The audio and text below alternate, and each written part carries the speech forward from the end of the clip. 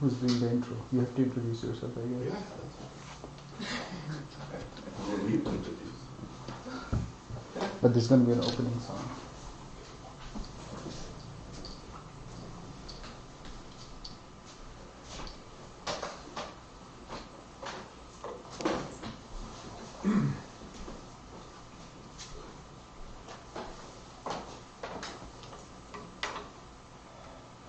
So you know how this goes.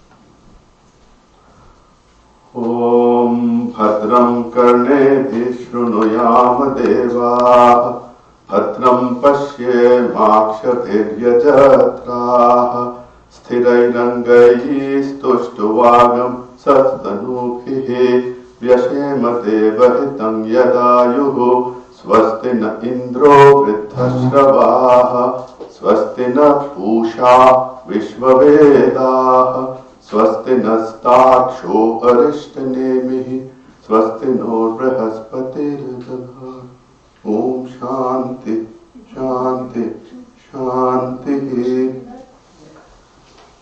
Let us now pray together.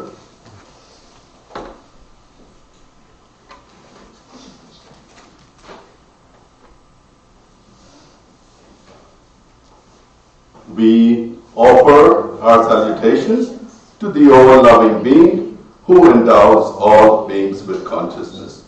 We meditate on the Lord who is the origin of the universe. Lord, thou abidest in all, thou art all, thou assumest all forms, thou art the origin and goal of all, thou art the self of all, thou art existence, knowledge and bliss. Salutations unto thee. May the world be peaceful. May the wicked become gentle. May all creatures think of mutual welfare. May their minds be occupied with what is spiritual and abiding. May our hearts be immersed in selfless love for the Lord. Peace, peace, peace be unto all. The opening song by Peter.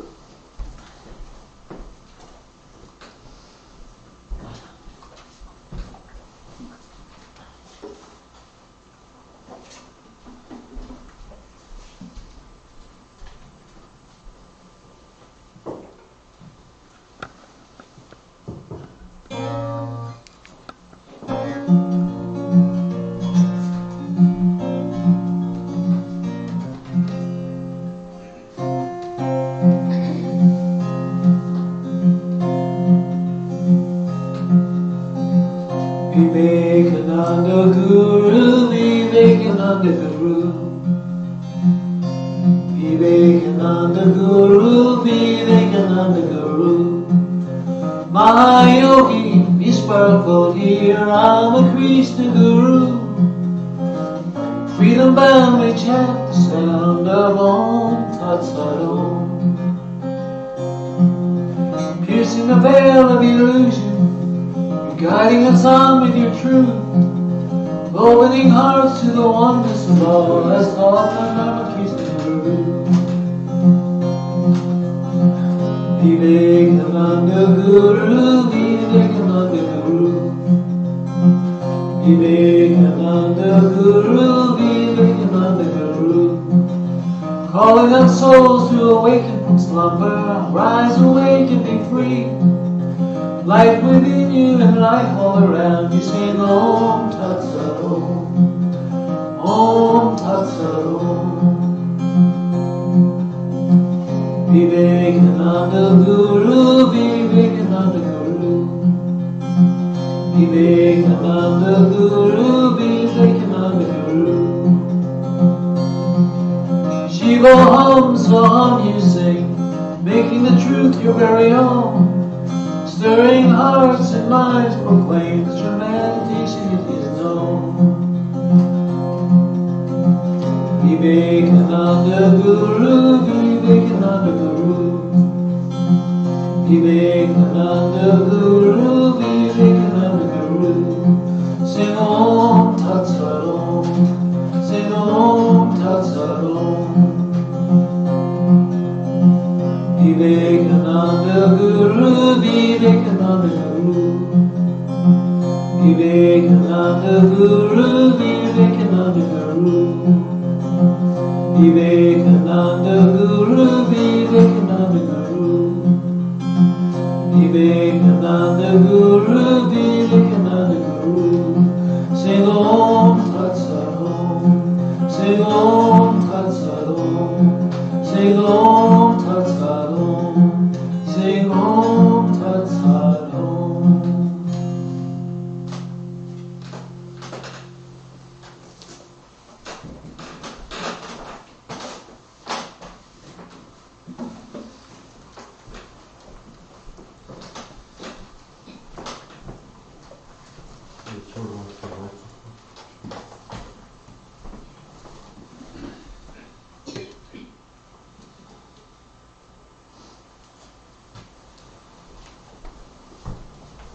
Thank you, Peter. And today we will look at Vivekananda as a guru who will lead us from the confusion of some Vedantic concepts and ideas to clarity. Let's hope so. And please pardon us for some technical reasons. We have to get Adi Maharaj's help to advance slides. So, Adi, first slide. Go. So, as the title says, harmonization.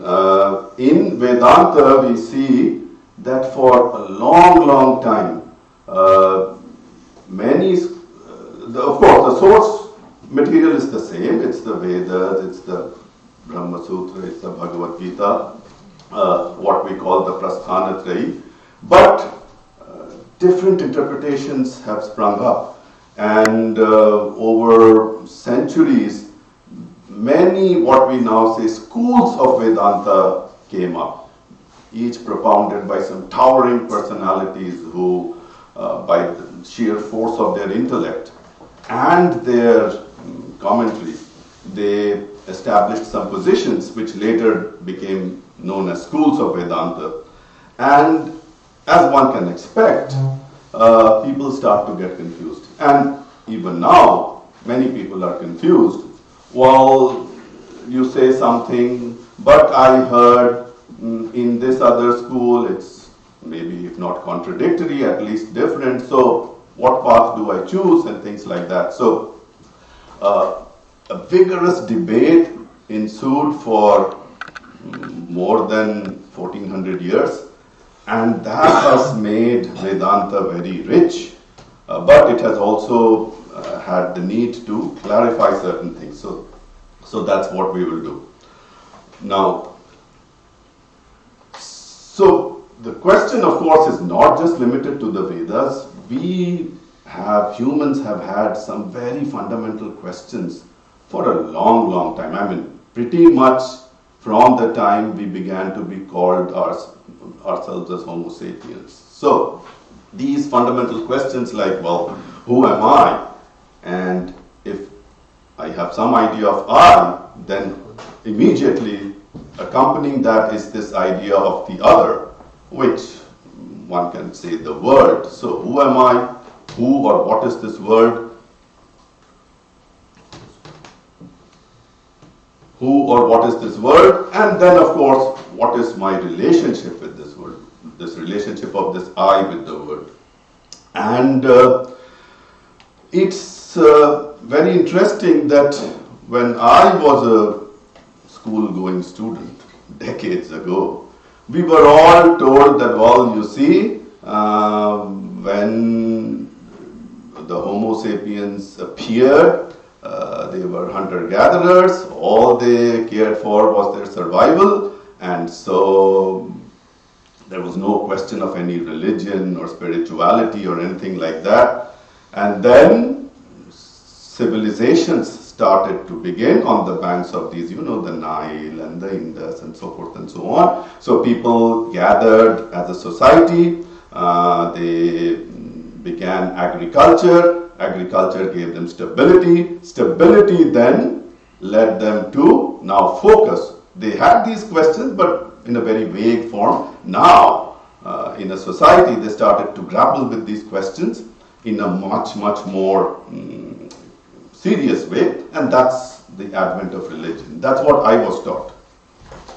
But now we have some researchers who are saying no. It could very well be that society came later, religion came earlier, and that of course is very striking. So what they say, and of course this is not really our subject, I'll just mention them, that of course it kind of began with animism, and that generated in some kind of belief in afterlife, which, as you can see, are the initial stages of religion. And then shamanism, I've just quoted because there are some reference, but it need not be shamanism, it could be alternative forms, and ancestor worship. And so this is all before they began to congregate in societies. So the point being that these questions are very old, and the attempt to answer them also are very, very old. Right. So different civilizations try to tackle these questions. We will focus on the Vedic ideas. So first of all, what are the Vedas? The Vedas are not a written text. They are basically revelations of highly realized souls, and as they experience certain mystical experiences, they try to relate it into language. And these rishis, we don't know their names, so one of the distinctive features of these Vedas is that they are what we call apaurusheyas. That means we don't know who was the author of these. And it's an oral tradition. So what we know today as Vedas, the Rig Veda and the Sam Veda and the Atharva Veda and all that, that is a compilation that was done much, much later. So the tradition was there. Vyasa, we believe, compiled them. And one of the other things about this oral tradition is a lot of people believed, and even today believe, that, well, you see, the text, there wasn't no written script, so it was an oral tradition, and when a script developed, it got transcribed into a script. That's not what really happened. The Vedas, they stress so much on the oral tradition because pronunciation is very, very critical. And there are some references in the Vedas themselves that these can be transmitted only orally. And I was very surprised. I was very fortunate to meet, I am at University of Massachusetts, Dartmouth. So we had a conference, a Vedanta conference a few years ago, and we had, as one of the participants, a priest. He is a priest in the Tirupati temple. There is a very, very famous temple in Andhra Pradesh in India. It's called the Balaji temple or the Tirupati temple, and he is one of the 4 head priests there. So his claim to distinction is that he has memorized the Rig Veda. So he knows the whole Rig Veda, complete from first to the last word. So I was talking to him, and he was mentioning that the tradition that he comes from, there are different schools within that tradition. So he went to the Rig Vedic tradition, so they memorized the Rig Veda. Some of his friends went to let's say the Samaveda tradition. They memorized the Samaveda. Wonderful. And then he said, until very recently, he hadn't really seen the Rig Veda text. It was all transmitted to him from his guru orally. So the point that I'm trying to make is that This oral tradition has some benefits, of course. As I said, the power of pronunciation, the mantras, there are many references in the Vedic Samhita where they say, if you recite this mantra correctly, you will get the desired result. If you perform the rituals correctly and you chant the mantra correctly. So pronunciation is very critical. But the Vedas, as you know so well, you can kind of segregate them into 4 parts. The Samhita, which is the major mantra part, the Brahmanas, the Aranyakas, and then we come to the Upanishads. And the Upanishads are maybe less than 20% of this whole Vedic corpus. But these Upanishads are the foundation of Vedanta, the culmination of Vedanta, the Vedas, the final message of the Vedas, the import.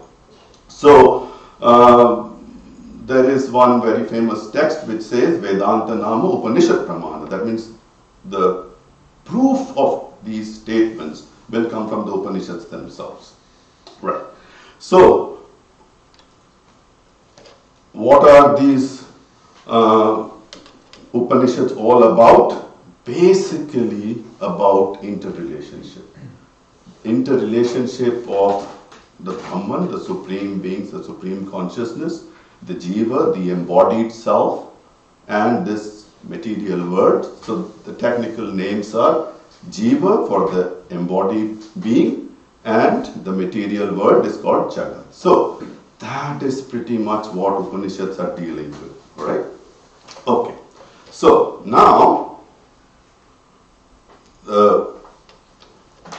as I said, different sages, they took these Upanishads and the Bhagavad Gita and the Brahma Sutra, these 3, and they started writing commentaries on them. They started developing what today became these individual schools. And we will talk only of 3 schools because they happen to be the most, you can say, popular. But there were many other schools. So the 3 schools that we will consider are, one is known as Dvaita, dual, Vishishta-Advaita, qualified non-dual, and Advaita. So the dual school, Dvaita school, happens to be not formed by but formulated by somebody called Madhvacharya. The Vishishta-Advaita by Ramanujacharya, and the Advaita by Shankaracharya. So these are the 3 schools. So each of these acharyas, what they said is that yes, my interpretation is the true Vedanta. So I am looking at these 3 texts and 3 bodies of text, and what I am commenting upon, that is true Vedanta. Each one of them said, alright? And as I said, there are, if not contradictory, inconsistencies between them. Then the acharyas did not name the schools. They just wrote the commentaries. They had disciples. Later on, subsequent generations, they then formulated it, established schools, established physical locations where these schools are now. Even today, some of them exist, so forth and so on. And the acharyas, they never claimed that they founded these schools. These schools existed. What these acharyas did is they kind of systematized it, formulated it, and now we have some intellectual capital to back up our practices and claims. Okay, all right. So, again, there are some differences, but let's look at the similarities first. They all accept that the Upanishads, the Bhagavad Gita, and the Brahma Sutras are the texts that one has to abide by. Whatever they are saying, it has to be backed up by statements in any of these books. We are calling books very loosely, right?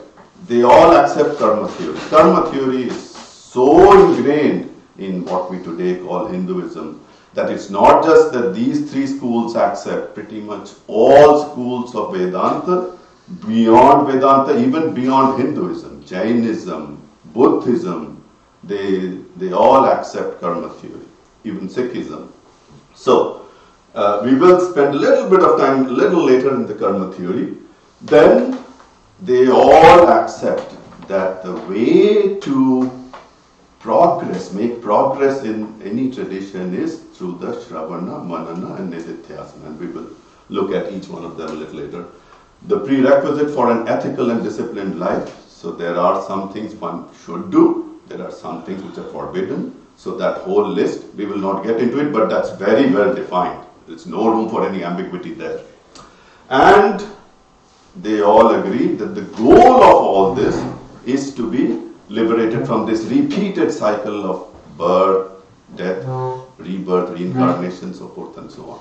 So this cycle is the problem, and so we have to get out of this cycle. All of them claim to do that.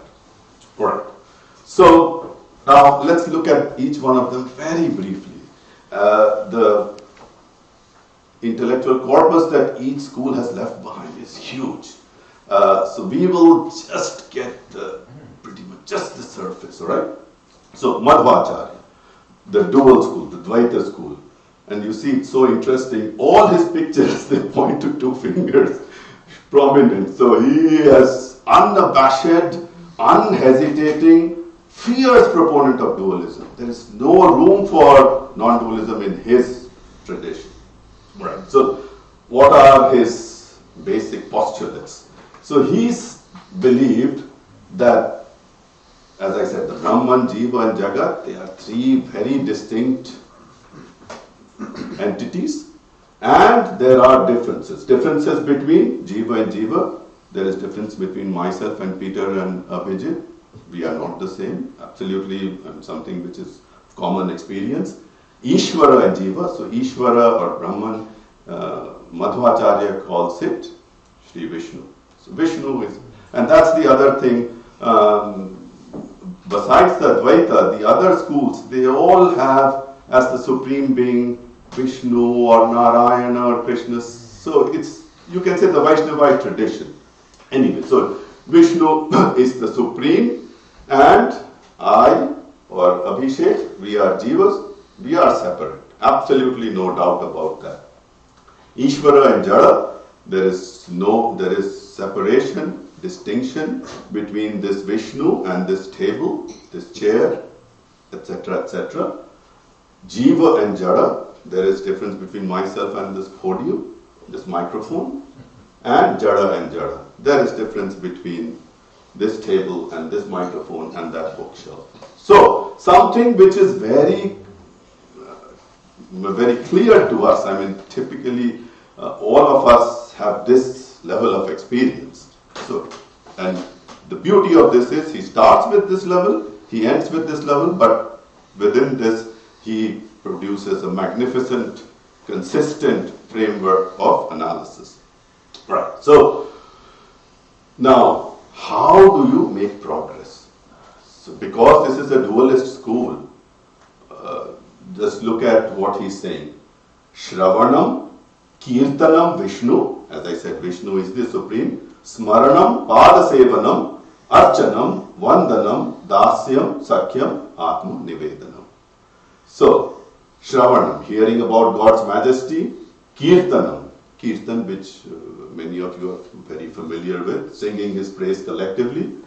Smaranam, silent remembrance of Him, through constant repetition of His name, various names, the service of society. So, as you know, we typically have different kinds of yoga. There is Bhakti Yoga, and these schools, definitely Dvaita and Vishishtadvaita, they belong to the Bhakti school. So Bhakti is supremely important to them. The third one that we will look at, Advaita, is the knowledge school, Jnana Marga. So Jnana is very important. Now, Bhakti and Jnana, of course, are there. Then there is Karma. So what is the role of Karma? Now, each one of them says, yes, Karma has a role, kind of a preparatory role. It will help you purify yourself. So that's where this Padasevanam comes from. So, service of his aspect as society, Archanam, the Archana that we do on Sri Ramakrishna after this service. Vandanam, salutation of his presence in all beings. Dasyam, cultivating the attitude of his servantship. So you are the Lord, I am your servant. And Sakyam,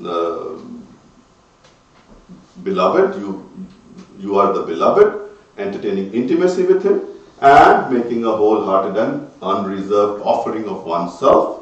Atma Nivedanam. Nivedanam means being offering oneself. So complete offering, complete surrender to this Vishnu. That is his mantra. And it's so interesting.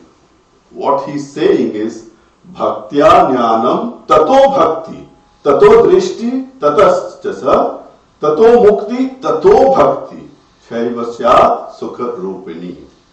So just look at his logic. By devotion, knowledge is gained. Okay, so through your devotional practices, you are getting knowledge. But this knowledge is not the one that frees you. This knowledge helps you in ripening your bhakti.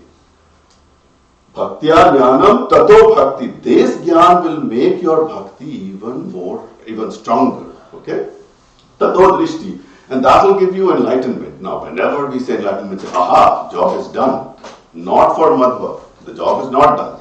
Because this enlightenment is for him a very low level of spiritual achievement.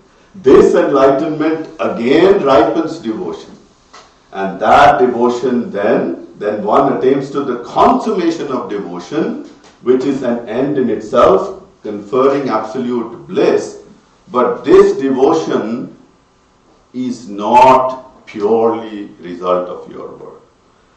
Vishnu has to agree or has to be kind enough to grant you this. Without his wish, nothing will happen. That's very clear. Okay, so that's the Madhva school, and we will talk about Madhva has very elaborate language as to how do you do each one of these practices, and as we will see. Now, the unfortunate part with Madhva is absolutely clear that this path is not for everybody. Very strange, okay. So he says, well, there are, yogya means you have the authority, the competency. So there are three kinds of people who are competent. The mukti yogyas are the ones that, yes, they are in a position that if they do these practices, again, by the grace of Vishnu, they will get salvation. Then there is this Nitya Samsarians, and they are so enmeshed in this world that they will be eternally in this transmigratory cycle. They don't have any hope for liberation, at least as of now. And then the worst part is this third one, the tamoyagyas, the damnable. They are kind of sent to eternal hell, if you may like to call it. They have no hope. Right? So, discouraging in some ways, but that is his. Again, as I said, they don't just make these claims, they then go in detail as to why, but we don't, of course, have the time. Right. Now, moksha, this liberation, is also not of one kind, nor is it complete. So, if you do all these, again, if Vishnu is kind enough, Vishnu will grant you liberation and you will go to Vaikuntha. Vaikuntha is a kind of the location where Vishnu resides. So, what kind of moksha? Well, there is Salokya, residence in the same region as Vishnu. So, you will get to Vaikuntha, but Vaikuntha is a huge place. You will be somewhere in Vaikuntha. Okay? So that's the lowest part. Then Samipya, you will be near Vishnu. Okay? Near. How near is near? What is the physical distance? That, of course, he doesn't say, but you will be near. Then Sarupya, having a form similar to him in many respects. Similar. And then finally this one that, of course, all should desire for, Sayujya, together. Again, this is by Vishnu's grace, but if Vishnu's grace is to the maximum, that is where you will go to. You will be together with Vishnu. Okay, so that is Madhva. Now, let's just look very briefly at Ramanuja. So, what I will try to do is, we spent a little bit of time with this dualist school, and we will spend a little bit time with the Advaitic school, which is, you can say, the polar opposite. Ramanuja's Vishishta Advaita is somewhere in between, okay? More towards the Bhakti or more towards the dualist school, even though it says Vishishta Advaita, but in all respects it's a Bhakti school. So, we'll be very short with Ramanuja's school. Right, so this is Ramanuja. So, by the way, I forgot to mention, if you look at these personalities, the first to appear was Shankara. Again, we don't know the exact dates of any of them. What we know are best guesses. So, Shankara, best guess is 6th century CE. Ramanuja is 8th century CE, about 200 years after Shankara. And Madhva is about 500 years after Ramanuja, 13th century, okay? So, in that sense, Advaita comes first, Vishishta Advaita next, and Dvaita the latest. But I have reversed the order because Dvaita is what most of us, I think, are comfortable with in terms of the basic postulates. And as you will see, Vivekananda agrees with us, or Vivekananda commands us to start with Dvaita, then Vishishta Advaita, and finally in Advaita. Okay. So Ramanujacharya says, well, there is unity between Brahman, and here the Brahman for him is Narayana. Okay. So Narayana and Jiva / Prakriti. So he doesn't make too much of a distinction. In the case of Madhva, very clear difference. Brahman or Vishnu, Jiva and Jagat. Here he says there is Narayana and then there is the rest. We are in the rest category, pretty much clubbed with Prakriti, the nature. Okay. So Jiva and Prakriti are held in an inseparable union, and that is again the union that is at the discretion of Narayana, and he gives lots of examples. Okay. So some of them, some of the most common ones are Sharira and Shariri. So Sharira is this body and Shariri is the indwelling soul. Shesha and Sheshi, subordinate and principal, which is very similar to Madhva. Madhva also says that Vishnu is Swatantra. Vishnu is completely independent. You have no right or no locus standi to ask of Vishnu, well, why are you doing this? Why aren't you doing this? You have no authority.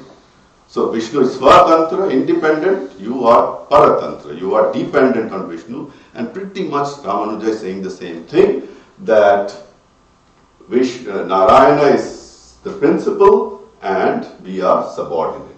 Then Prakara, I will just skip these because they are more or less the same kind of examples, and I'm constantly looking at the clock. So Ramanuja's best analysis comes in his commentary on a certain section of a certain Upanishad. There is, as you know, there are 10 principal Upanishads, 10 or 11 if you count Shvetashvatara. So, Brihadaranyaka Upanishad is the most voluminous, and there is one section, 3.7, which is a dialogue between Yajnavalkya and Uddalaka. And it's a very famous, you can say, portion of the Brihadaranyaka Upanishad, which says the Antaryami Brahman. And it's actually 21 verses, one after the other. I have just taken the first one for the interest of time.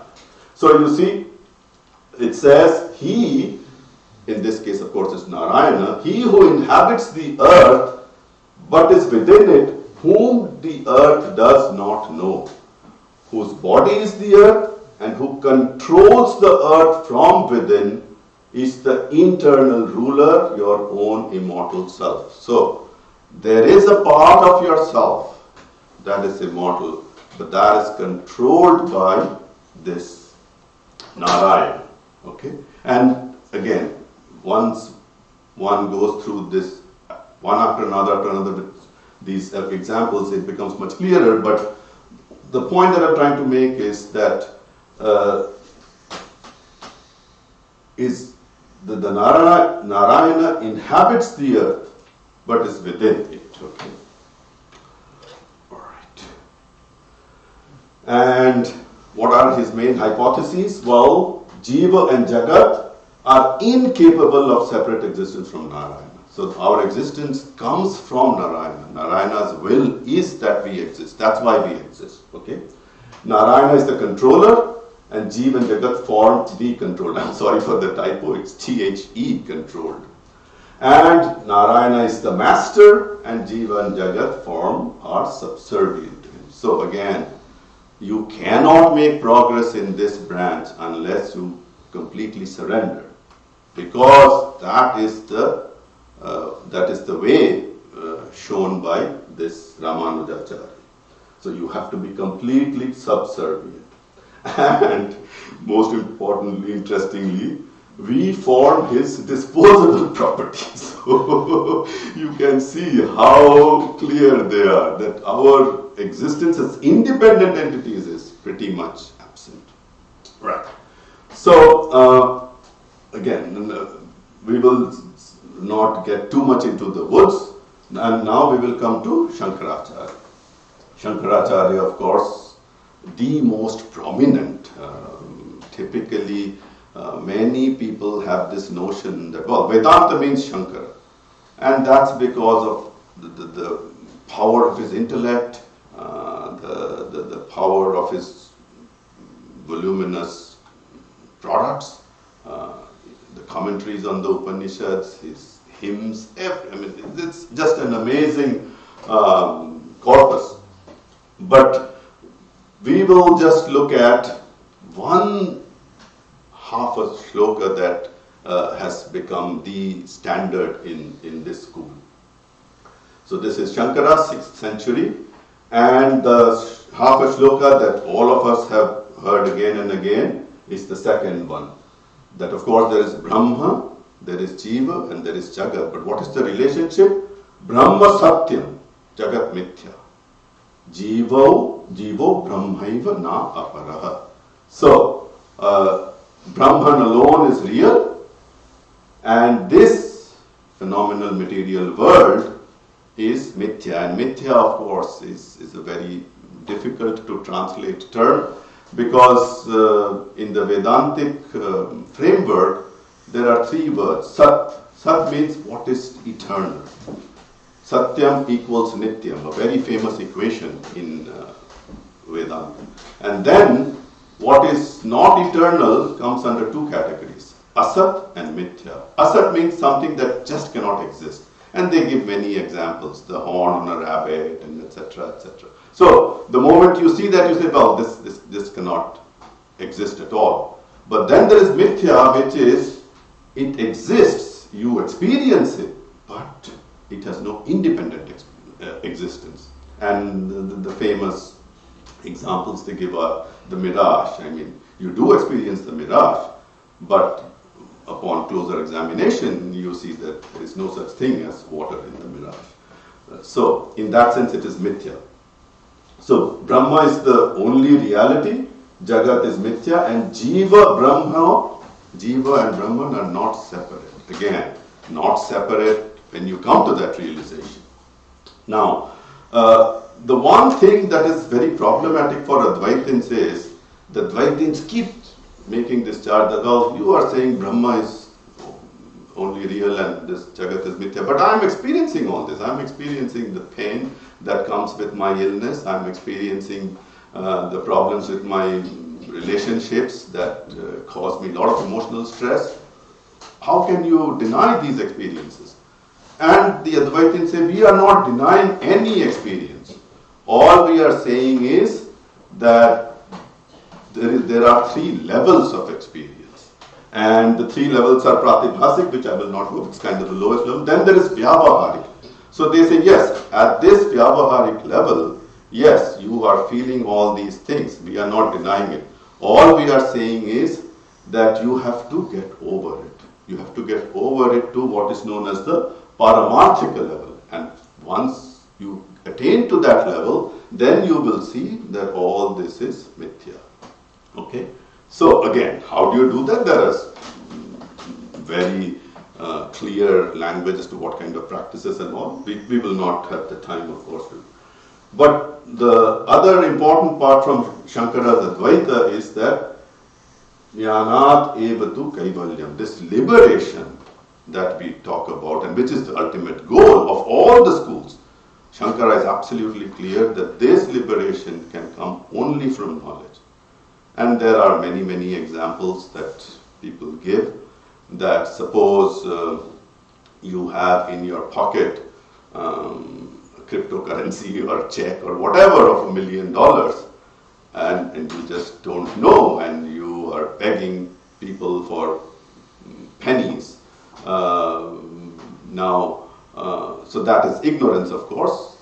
Now, once you know that you have this $1 million, then of course you don't need to do anything to do whatever you have to do with the money. So the knowledge is what sets you free, and only knowledge can set you free.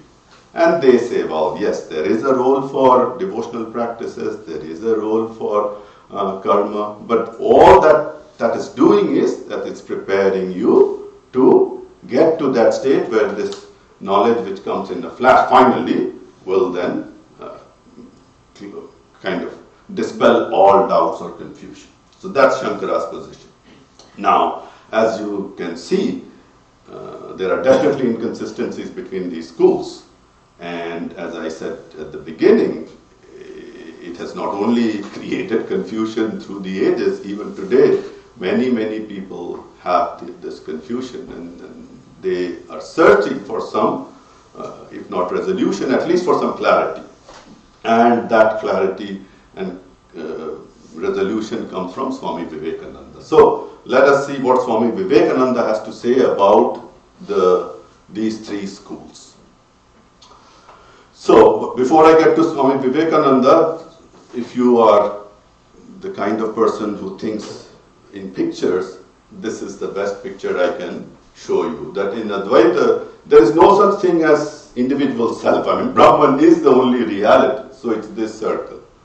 In Vishishtadvaita, well, there is this universal consciousness, and when you get to the highest level, you become a part of this. So that's the whole, you are a part of it.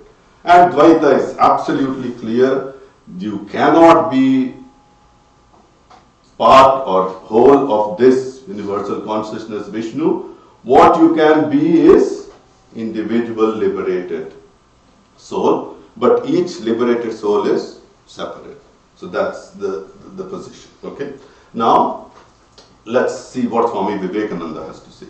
Now, one thing we need to keep in mind is Swami Vivekananda mentions in a letter to Alasinga Perumal that he wants to write a book clarifying everything about these three different schools. But we know that he just didn't have the time to write the book. So what we have are pieces here and there, which are of course compiled in the collected works. And so when we refer to Swami Vivekananda, it's from this collected works. Okay.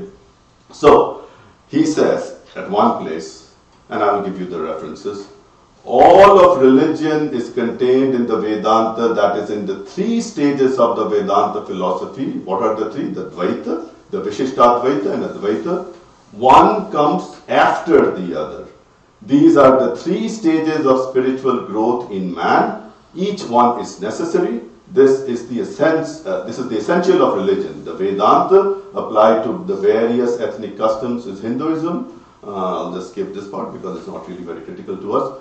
The Dvaita, as applied in its yoga perception form, is Buddhism. Now by religion is meant the Vedanta. The applications must vary according to the different needs, surroundings and other circumstances of different nations. You will find that although the philosophy is the same, the Shaktas, the Shaivas, etc., they applied it each to their own special cult and forms. And he is then instructing Alasinga to write. But then the take-home message of today is this half a sentence of Swamiji where he says, okay, I'll come to that a little later. As you see, I want to write, but so there is not really so much difference between bhakti and jnana, as we said. Advaita is the jnana marg, Vishishta Dvaita and Dvaita are the bhakti marg, but Swamiji is very clear. There is really not much difference, as some people sometimes imagine. We shall see. He writes in this volume 3, this Bhakti Yoga, which is an independent book as well. I'm sure all of you have read it as an independent book. But anyway, there is a little difference of opinion between the teachers of knowledge and those of love. Though both admit the power of bhakti, the jnanis hold bhakti to be an instrument of liberation. The bhaktas look upon it both as the instrument and the thing to be attained. And this is the take-home message. To my mind, of course, this is Swamiji. To my mind, this is a distinction without much difference. So that's the message that I would like to highlight. It is a distinction, but without much difference.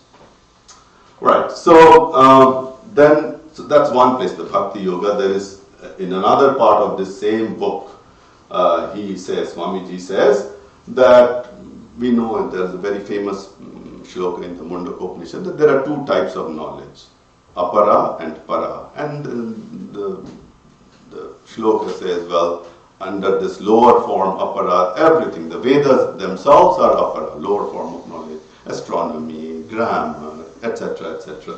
And what about the para? There is just half a sentence, yaya tadaksharam adhigamyate, what you can transcend from that. So this is what Swamiji says. The higher knowledge is thus clearly shown to be the knowledge of the Brahman, that's the Paravidya, and we get a definition as oil poured from one vessel to another falls in an unbroken line. Many of you may remember the same kind of shloka in the Bhagavad Gita on meditation. So, as oil poured from one vessel to another falls in an unbroken line, so when the mind in an unbroken stream thinks of the Lord, we have what is called Parabhakti or supreme love.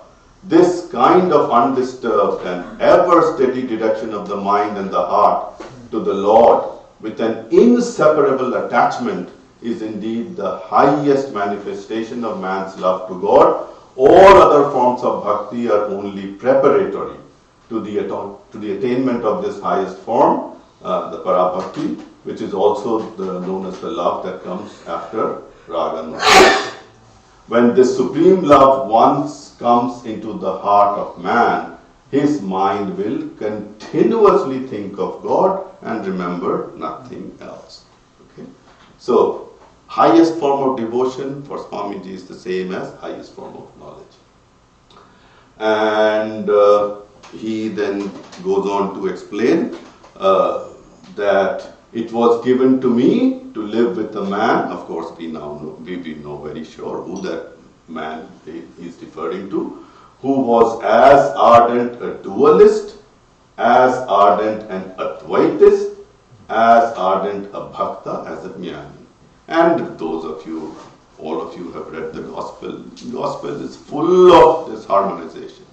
So many times people are asking him, is God with form or without form? And Sri Ramakrishna is saying, well, why do you want to just restrict him to form, with form or formless? It's form, with form, formless and beyond. So, living with this man first put it into my head to understand the Upanishads and the texts.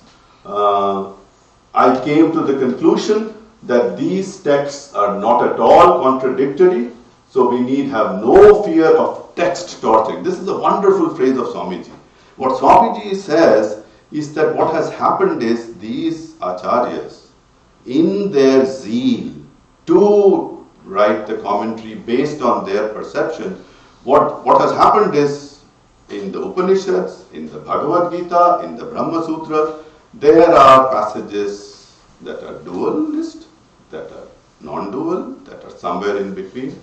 But what these acharyas have done is, if I'm a dualist, if I see a non-dual shloka, I kind of make it into a pretzel. Logic is such distorted.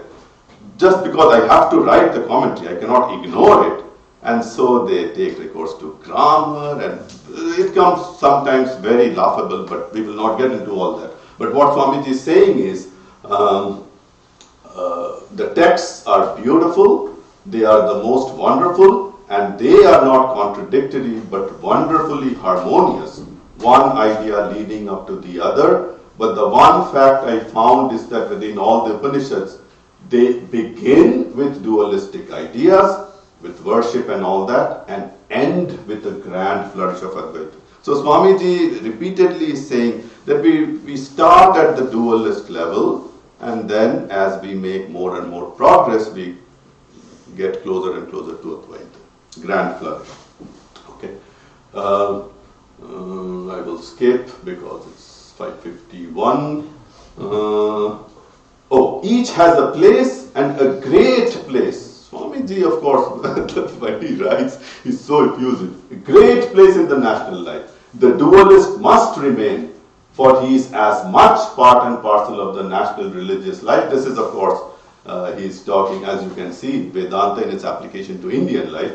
But the dualist must remain, for he is as much part and parcel of the national religious life as the Advaitas. One cannot exist without the other. One is the fulfillment of the other. One is the building, the other is the top. So Swamiji again says Advaita is the top, the one the root, the other the fruit, so on. Therefore, any attempt to torture the text appears to me very ridiculous.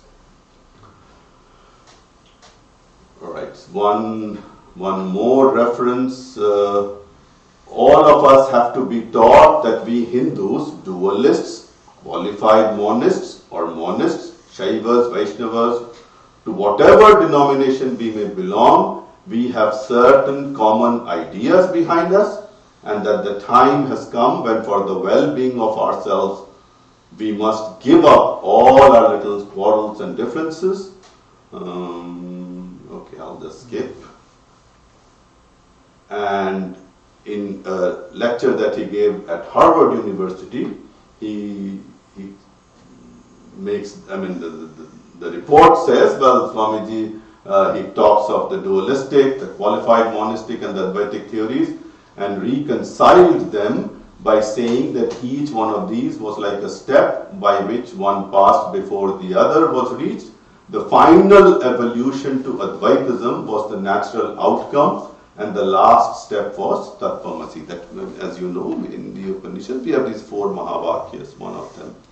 Now it's very interesting. If you read Madhva, Madhva even disputes that this is a Mahavakya.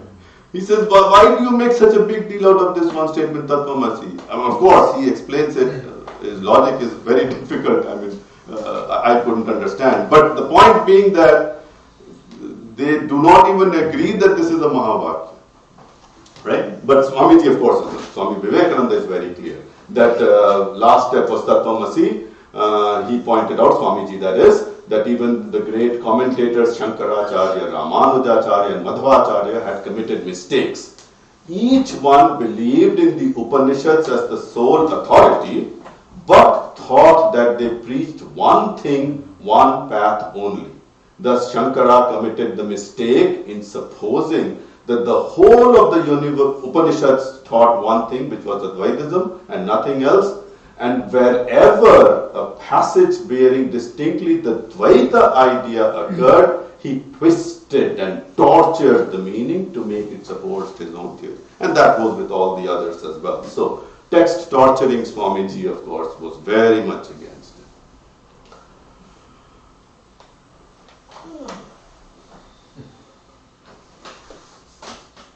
And Swamiji, of course, in this statement, he says, well, that's the Indian tradition, that's the Hindu tradition, that, well, if you want to come up with a new interpretation, you have to write a commentary.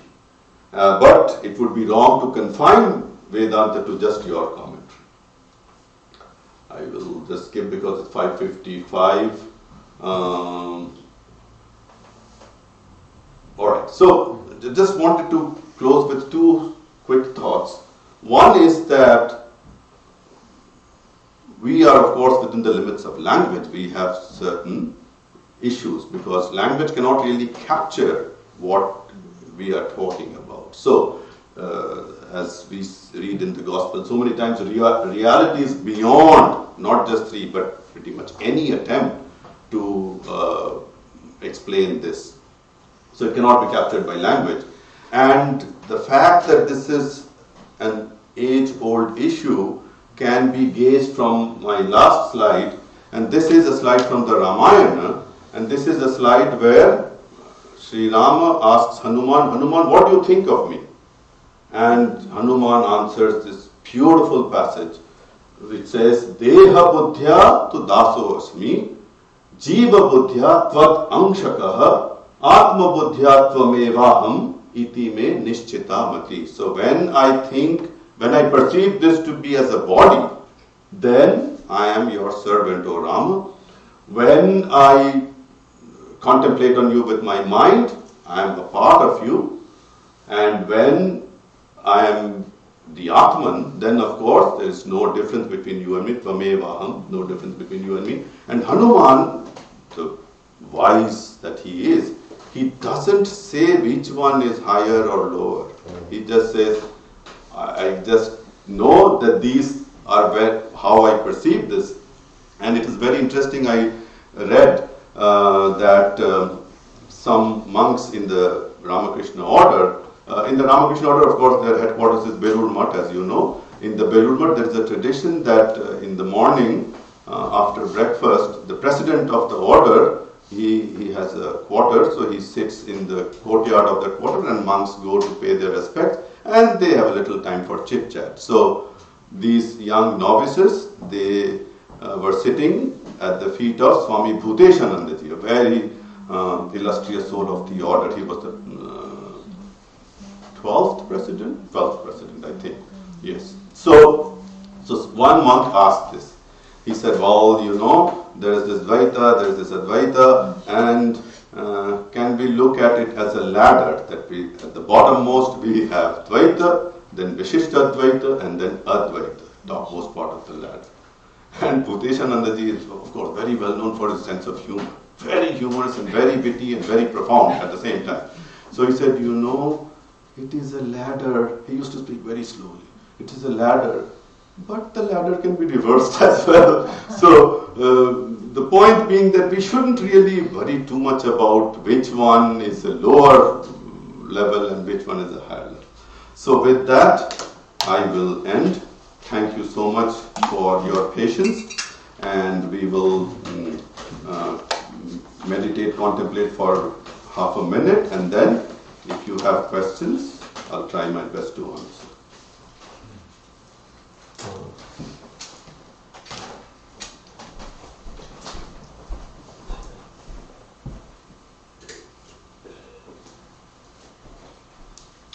Time for questions. Yes. Okay, so Charlie is there with the microphone. I like the way the rishis are not in any way revolutionary, but the goal is beyond all understanding. I like that a lot. I think it's very good. Yes, it's not revolutionary, but revelationary. Yes. Absolutely good. I like that. Thank you. Thank you. Abhishek. Yes, so all the three schools of qualified monism, dualistic one and non-dualistic one, of course have still the central consciousness does exist, all of them. Absolutely. Yes, so it is how it is perceived where the difference lies, and also the fact that the world is an illusion. Now, my question comes from there. Of course, the world is an illusion. Vedanta is a part of that illusion, because we are taking the help of an illusion to come out of the illusion. And now science and medicine is also a part of the illusion. Now science and medicine are helping us to understand the illusion, which itself is a fallacy, because if the fact is that everything is an illusion, what is there to even understand an illusion? So my question is, in this case, in order to realize that particular knowledge, the one knowledge, science and medicine have no part whatsoever to play, and then it is just a wastage of time devoting to scientific and medical research. So my question is again, then if these two tools are not at all useful, then should one just focus on that ultimate knowledge, and all that advancement that we have made in this world have no role whatsoever to play in this Vedantic? Let me try to answer in different categories. So the first thing that you said is that everything is an illusion. So the Advaitins, they say that there are, of course this is all in Maya, there are two types of Maya. There is Avidya Maya and then there is Vidya Maya. And Avidya Maya is again the lower form, and you have to overcome that with Vidya Maya, and then you have to get out of Maya. So you are absolutely correct that science and medicine by themselves will not enable you to get out of this illusion. But again, as I said, the Advaitins say that whatever you are saying or doing, it's all at the Vyavaharika level. So at the Vyavaharika level, if you are a true scientist, scientist also searches for truth in their own way. So if you are a true scientist searching for a truth as it applies to your field of science, no problem with it. And what it will do is that since that truth is part of this whole truth, so if you get to that partial truth, then that will help you get to the whole truth. So it's not that, you leave aside everything and you just focus on getting moksha, because that's not, in our tradition, as you know, there is dharma, artha, kama and moksha. And so there are some schools, these are not these three that we talked about, there are some schools of Hinduism which say moksha should not be one's goal.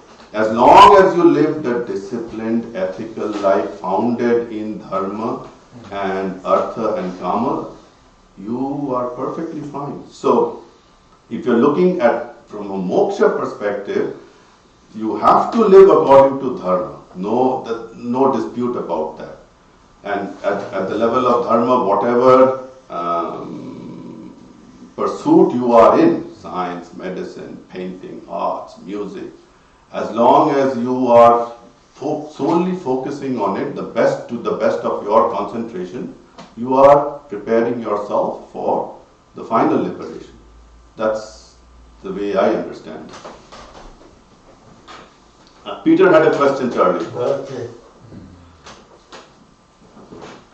Well, from what I was hearing, and this was illuminating to me, and maybe you can say whether you agree or disagree, but I like the idea that all three of these schools are valid.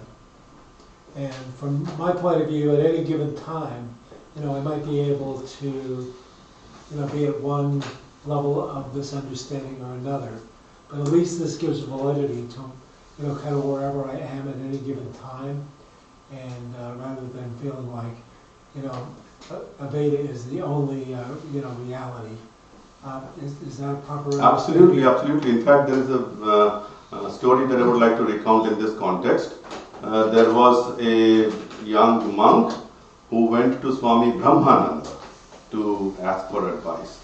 And Swami Brahmananda said, you should include meditational practice, devotional practice, singing, all of these in your daily life. Because otherwise, what he said is, it will become very monotonous. And monotony is the greatest problem. In spiritual life, once it becomes monotonous, and once you're trapped in that monotonity, that is a big. So, whatever be your stage, it's all are equally valid, and I think one should try to, depending on the time of the day or your level, your age or whatever suits you is what you should go for. You should never ever think, well, is this lower form or is this bad? Is that better? Nothing like that. There's no such thing as better or worse. They all are means to purify your mind. You have a question? Thank you, Professor Sengupta. It was interesting. I have a basic question. Yes. We used to be told that, like Veda, and then at the end of the Veda is Upanishad, which came much later, part of the philosophy. Now, there are 4 Vedas, so how those many names for the Upanishads then? We actually used to like Kata Upanishad, you told I think 13. So how those names came in?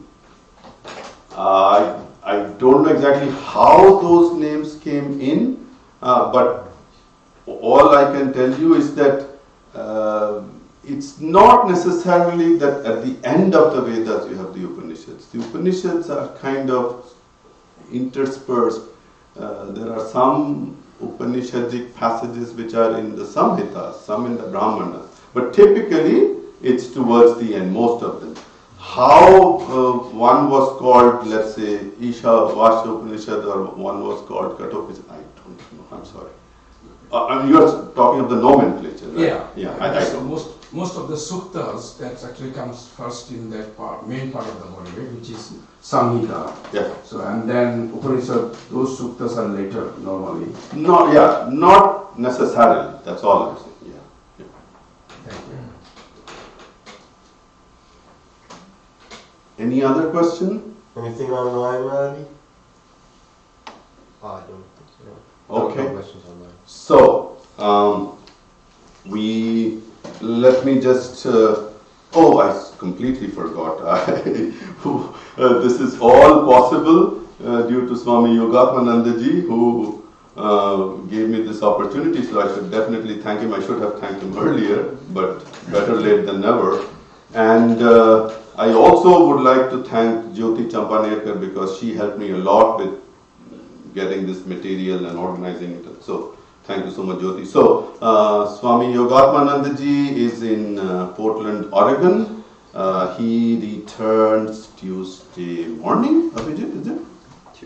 Tuesday morning. And so the weekly activities next week, they will remain the same. The morning and evening meditations, the Tuesday class on the Gospel at 7:30, the Friday class on Srimad Bhagavatam. By the way, Madhvacharya, the dualist school Acharya that I spoke about, he was a fan of Bhagavatam. All his quotes are from the Bhagavatam. So, for those of you who come either online or here for Friday's class, you are kind of follower of Madhvacharya automatically. Anyway, so the next Sunday we have the Sunday lecture by Swami Yogatmananda ji. It's on firm resolve, a must in spiritual life. As you know, there is this day-long retreat on Saturday, December 10th, 10 a.m. to 5 p.m. on this Shankaracharya book on Aparokshanubhuti, direct experience. The guest speaker is our resident Swami Yogatmananda ji, but you have to register. The registration fee is $15. You can register with Naomi or you can register online. So with that, I will go to the closing prayer and then we will have Arati and Supsa. So may the Divine, who is Father in heaven of the Christians, Holy One of the Jewish faith, Allah of the Muslims, Buddha of the Buddhists, Tao of the Taoists, Great Spirit of the Native Americans, Ahura Mazda of the Zoroastrians, and Brahman of the Hindus, lead us from the unreal to the real, from darkness to light, from death to immortality. May the all-loving being manifest himself unto us and grant us abiding understanding and all-consuming divine love. Peace, peace, peace be unto you.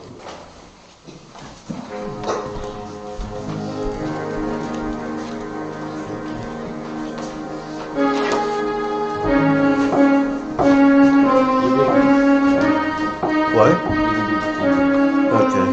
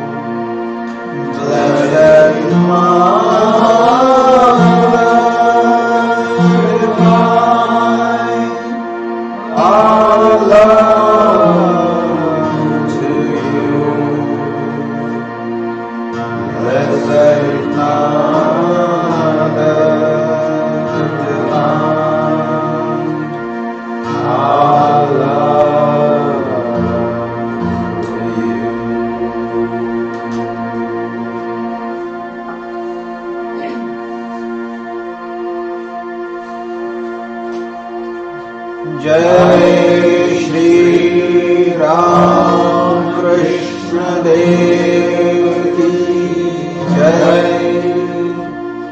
Jai Shri Sara Devi Ki Jai. Jai Shri Swami Vivekananda Ki Jai. Jai Shri Buddha